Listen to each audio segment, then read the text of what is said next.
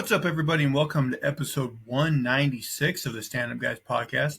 I'm your host, Incomparable Zach Jones, and today I'm going to be reviewing episode 3 and 4 of the new Amazon Prime show, Batman Cape Crusader.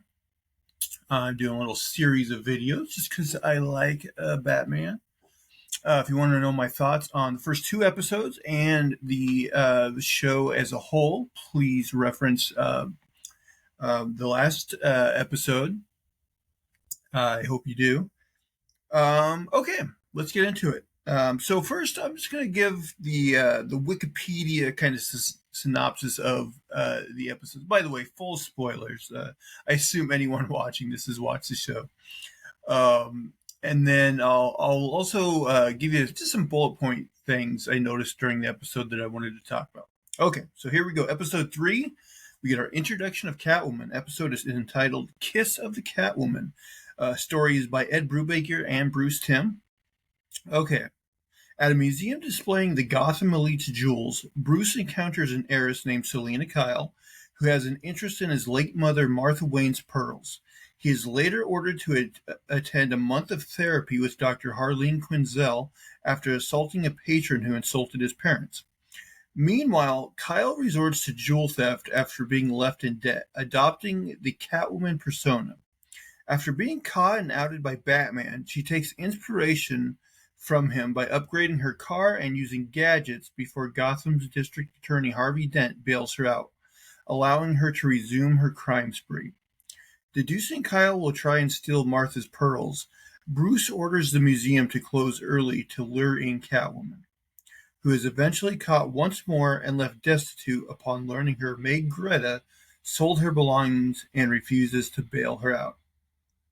Okay. So this episode, I liked, Catwoman here is voiced by Christina Ricci, which I like Christina Ricci, and the voice here was fine, but to be honest, I don't know if her voice is distinctive enough that I would have known it was her if I didn't already know. But a fine job she did. Okay, so a couple of things I noticed. Number one, we get introduced to Eel O'Brien in this universe. I actually don't remember if they used him at all in episodes 1 or 2, but he's used prominently in several episodes, actually. But Eel O'Brien, of course, in the comic books, is a mobster who eventually becomes Plastic Man. I'm hoping, even if this show continues to get more seasons, I don't want them to ever really. I like him as this photographer, so I would not want them to do some sort of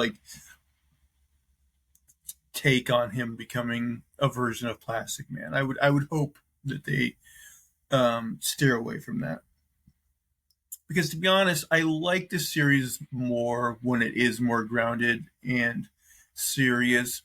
Which this episode I'll get into, but there's actually some kind of pretty campy, silly things in it that I wasn't as big of a fan of. So in this universe, Selina is already known as a thief. She's been in trouble with the law, and Bruce meets her at the beginning of this episode and says as much.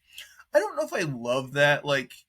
I kind of like the idea of her identity not being known, and Batman having to, figure it out.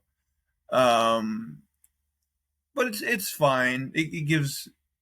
And the other thing I noticed about her character is, I don't know, her origin in the comics. I don't know if it's ever, more recently. I think ever since Long Halloween, is basically she was the daughter of a mobster.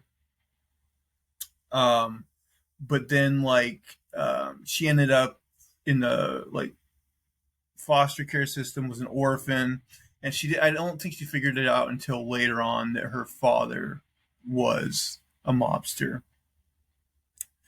And they kind of also did that in the Batman, the Robert Pattinson Batman movie. So But here it seems like I don't think they outright say like what happened to her father. Whether it doesn't sound like he died. It sounded like he either went. I don't think they even say he went to prison, but he went away and like kind of left her and her maid or whatever without any money. But it seems like in this universe, she did not grow up in an orphanage. She was basically a rich kid, which I don't like as well either because I just feel like the orphan storyline kind of gives her more character um, rather than her always living like the pampered life. Isn't I don't find that as intriguing as her kind of traditional origin. Um, so Bruce, I kind of like this setup. Bruce gets angry at this guy, he punches him out, and then he gets a month of court ordered therapy sessions. And who is this therapist? Harleen Quinzel. So we get an introduction to Harley Quinn here. I just thought that was a clever way of introducing her. I mentioned on the last show, one thing I do like is that the Harley of this universe, her origin has absolutely nothing to do with the Joker, which I also enjoy because, like, that's a classic comic book story. You know, Mad Love from the original animated series, and it's great. But we've been there, we've done that. I like that they're doing something very different with her. Um, we also we get in this episode. I actually referenced this one in the last episode where I was like, I don't know what episode this took place, and it was this episode where we actually do get the flashback to when Bruce's parents were killed, and Alfred trying to comfort him, but him not being in a place where he can really take that. Um, so when since Selena is kind of poor and destitute, she decides she's going to go back to her thieving ways, and she sees Batman in the newspaper, and she's like, I'm going to Batman inspires her to be theatrical and make a Catwoman costume. um Bullock and Flass, I want to talk about them for a minute because they're used a lot in this series, and I do like the idea of police corruption uh, being kind of a big theme of this show and something that Batman has to deal with, and the other good policeman Montoya, Gordon, having to deal with.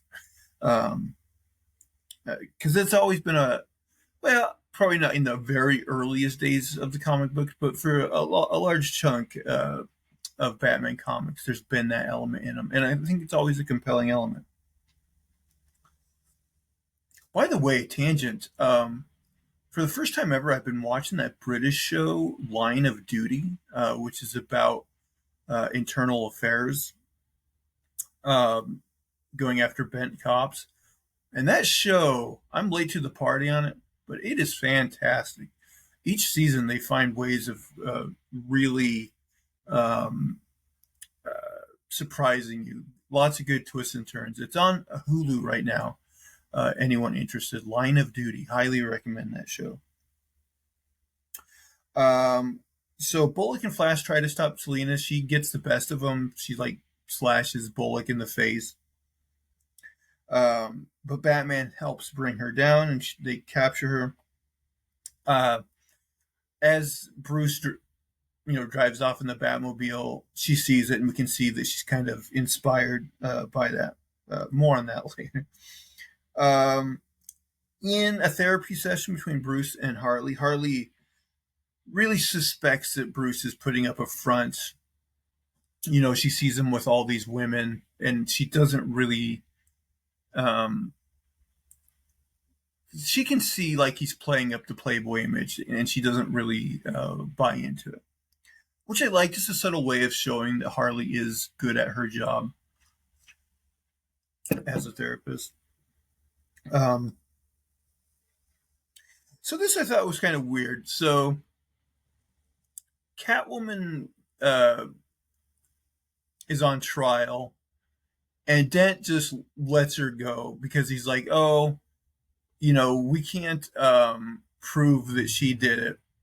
And of course, Bullock and Flash are freaking out because like they witnessed it firsthand. And he's like, "We also, we can't tell if maybe it was the Batman that did it." And so Dent lets her off the hook, which I don't think in a real world situation would even be uh, possible. He's also like, "Yeah, the jewels went back to where they belong, so really no harm, no foul." Um, uh, so Barbara accuses him basically of helping her because she's rich, and which again I like this being entered into the whole thing about there being a different justice system for rich people versus poor people. I could totally down the line see them doing something involving Bruce in that aspect too, which would be cool. Um, but and then Dent mentions, well, like maybe I would do that, except she's dirt poor right now, which brings us into the question though, which they never really give a good answer to, is like why Dent um, did this. He is running for mayor, so maybe he thinks if there's a criminal out on the streets uh, doing crime, it'll make the current mayor look bad. But it also makes him look bad that he put an obvious criminal back out on the streets. I don't know if it totally makes sense. Then again, maybe we could find out. It won't be this season, but maybe you could spin it as like maybe her rich father donated to Dent or something like that. Um,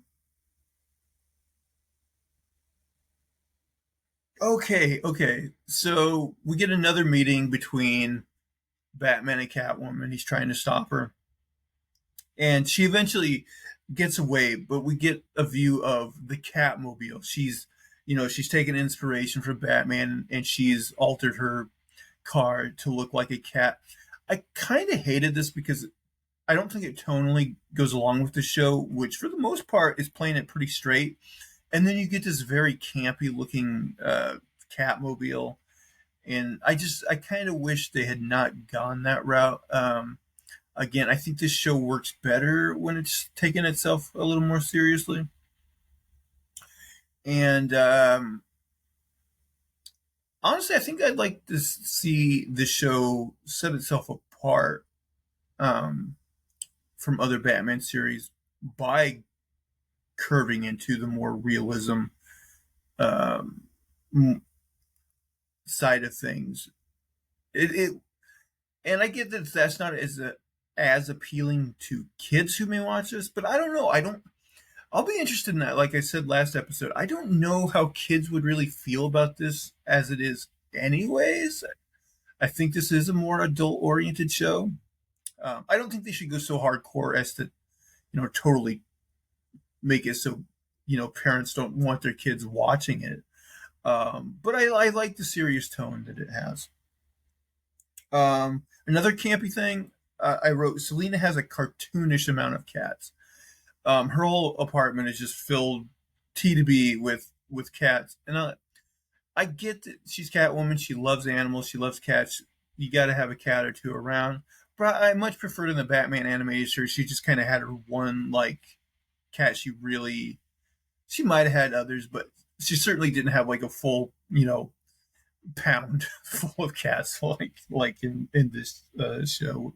So I'd like them to take that down a little. So we get another therapy session where Harley doesn't think she made any progress with Bruce, but suspects he's not the shallow person he pretends to be, and she says he's putting up walls so high that he can't possibly get over them.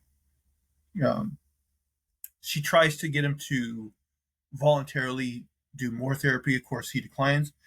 And we actually get an interesting scene, I think, in him and Alfred, who at this point he just calls Pennyworth. because their relationship is strained for some reason we don't really know. Um, and Bruce kind of gets angered when Alfred suggests that he always thought therapy could be beneficial to Bruce, and Bruce, he doesn't want to hear it. So we get another flashback when Bruce was a child after his parents were killed. Alfred's sleeping one night. Bruce barges in, says, "They're going to pay. I'm going to make them all pay, and you're going to help me." Um, we get Eel O'Brien I believe he was taking pictures of Dent, like, having an affair with some woman he wasn't supposed to be with. Again, like, and I'll get into it when I talk about the more Dent heavy episodes. But they really do set Dent up as a real scumbag, this version of Harvey Dent. So Bruce is going to use Eel to get photographic evidence of Catwoman stealing his mom's pearls, which he does. I thought it was interesting. She sticks a jaguar on him, which, again, because she is Catwoman, I find it a little campy that she would be friendly enough with a full-grown jaguar or puma or whatever this thing is. But I did write it's very reminiscent of the Batman animated series episode where he meets Ra's al Ghul for the first time, and he ends up also having to fight like a jaguar, and he puts it to sleep, and he also puts it to sleep in this episode. So I thought that was I don't know if that was an homage or just coincidence. Probably. I mean, I figured these guys know the original animated series very well. So Batman stops Flash from just straight up killing Selina, and O'Brien gets pictures of him beating up Flash and Bullock. And I kind of like the twist here of what I was expecting, because I was kind of expecting he would publish those photos much to the chagrin of Batman, secretly. And no, he like straight up tells Batman he took those pictures, and Batman says he doesn't care if he runs them, because basically, as he tells Alfred later, that way they'll know that he's coming for them. So I do like that he's making like a very upfront statement that he is rooting out police corruption. I dig that. So yeah, that was episode 3. Again, I don't know. I have a hard time so far rating these episodes like on a scale of 1 to 10, but because I think they're all kind of similar for me. Like I said, the series as a whole on the last episode is probably like a 7 out of 10. I think there's a lot of good stuff, but things they need improvement on, and things that they're doing that they still need to sell me on. And I think most of these episodes, to be honest, I would probably rate they'd probably up or down a little bit, but they'd be around that 7 out of 10 mark, most of them. All right. So episode 4, entitled Night of the Hunters. This one is written solely by Ed Brubaker, and the Wikipedia synopsis reads as thus. After Mayor Jessup, by the way, like, for those of you that don't know, like, I swear, like, in the comics, there have been so many corrupt, like, terrible mayors of Gotham City, and it's just, I'm like, they really need a storyline where they get like a good, decent mayor. Like, not necessarily Bruce running for mayor, because I think that would kind of copy Arrow running for mayor. But I don't know. I feel like they need a better mayor. They have so many terrible ones, and this guy's no exception. So after Mayor Jessup orders the creation of a task force to apprehend Batman, Gordon chooses Montoya to run it. Using Dr. Quinzel's insights, corrupt GCPD detectives Harvey Bullock and Arnold Flass use a masked criminal called Firebug as bait to lure out Batman. As part of their plan, they let Firebug go to start a fire. Batman arrives to rescue civilians, evading corrupt SWAT officers led by Bullock and Flass in the process. As Bullock and Flass kill Firebug to cover their tracks, Batman reluctantly works with Jim, who disapproves of the task force methods to save the remaining civilians. Afterward, Batman disappears once more. Bullock and Flash are hailed as heroes by Jessup and put in charge of the Batman task force, with Jim narrowly keeping his job.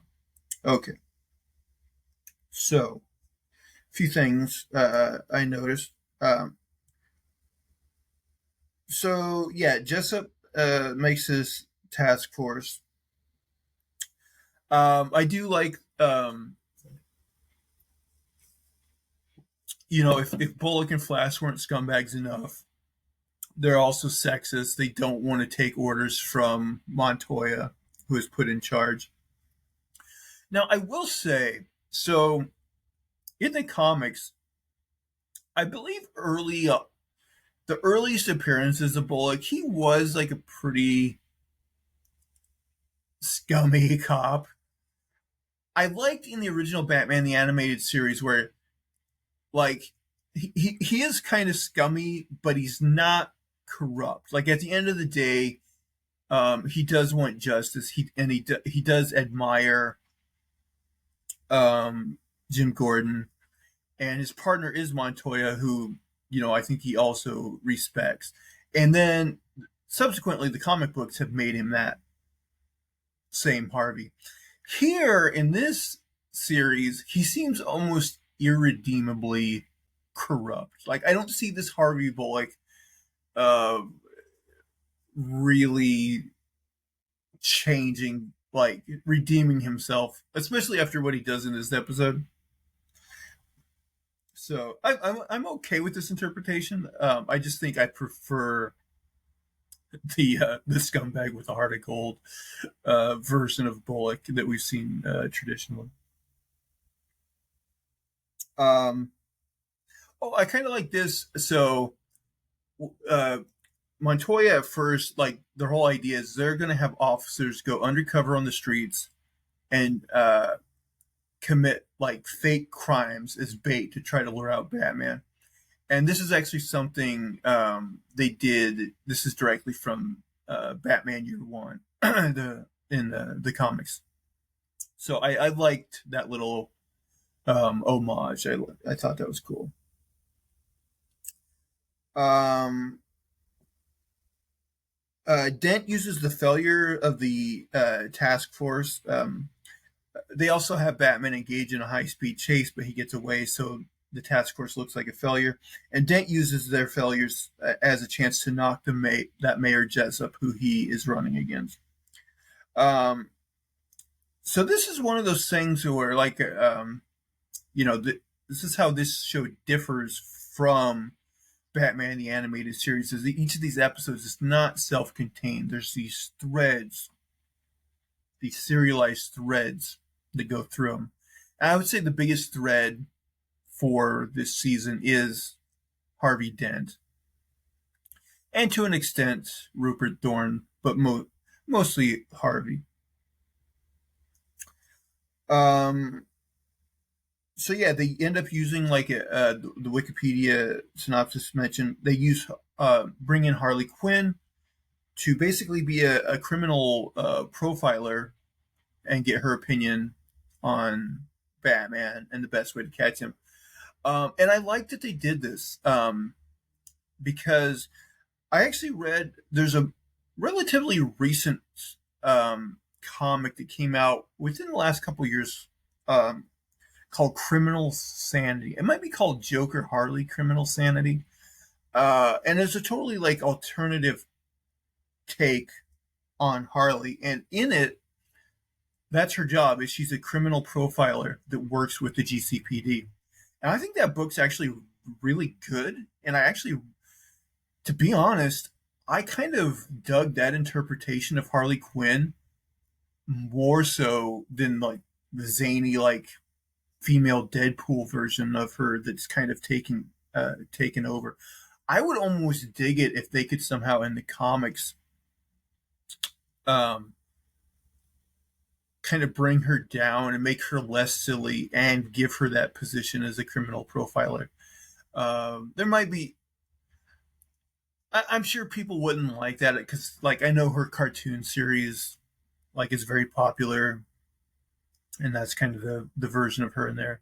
So I assume the mainstream version of her will always be kind of the more outlandish version of her. But I do really like the more serious criminal profile version of her. Um, she suggests that Batman is attracted to these kind of colorful villains.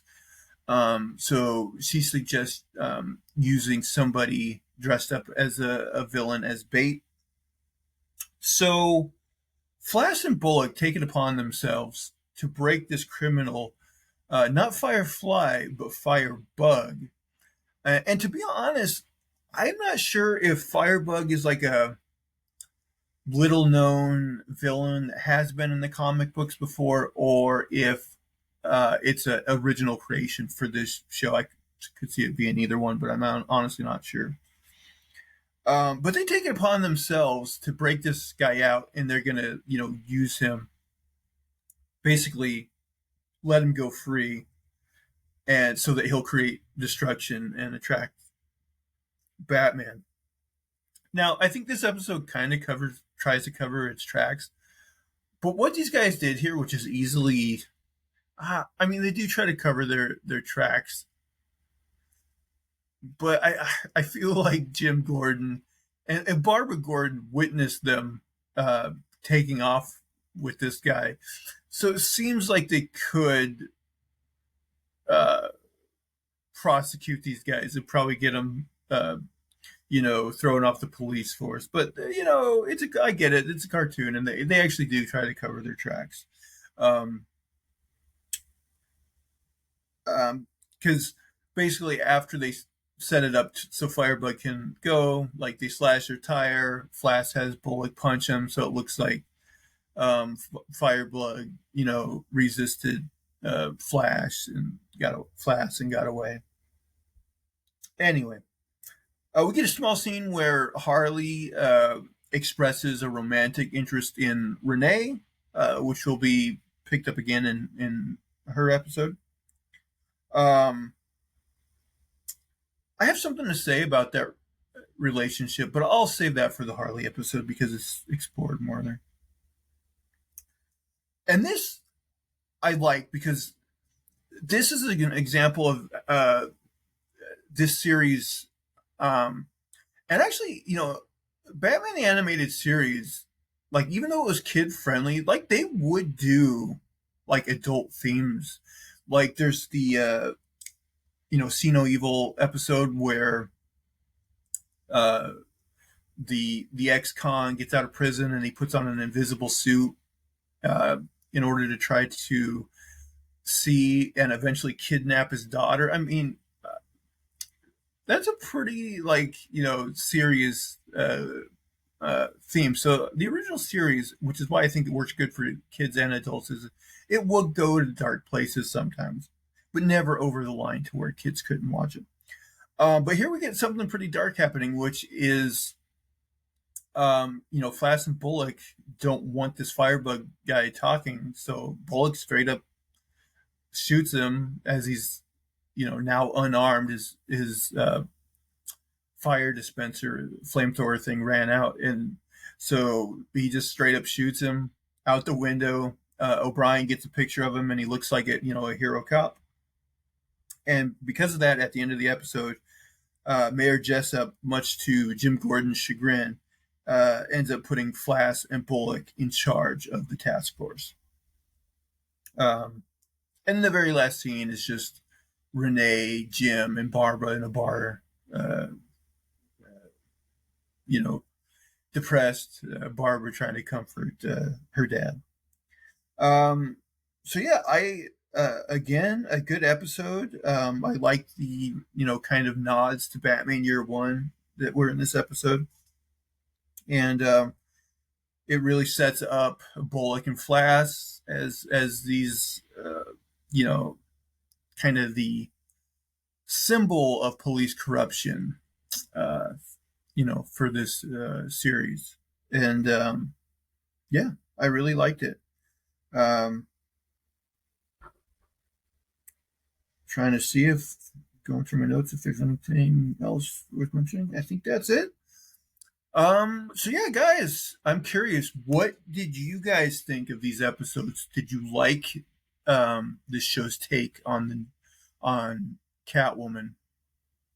And how do you feel about the darker themes of police corruption and things like that explored in this series?